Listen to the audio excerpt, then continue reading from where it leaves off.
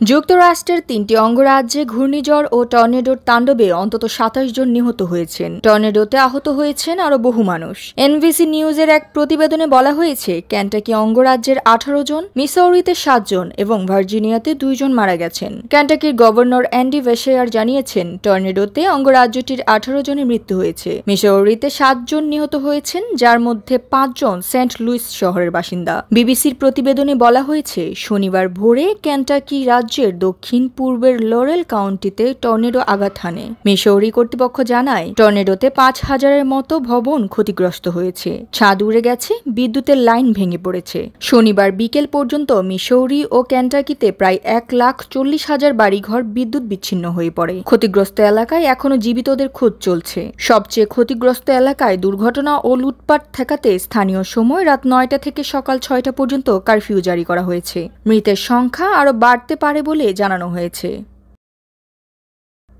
আর এই জ্যোতি, দৃষ্টি ২৪।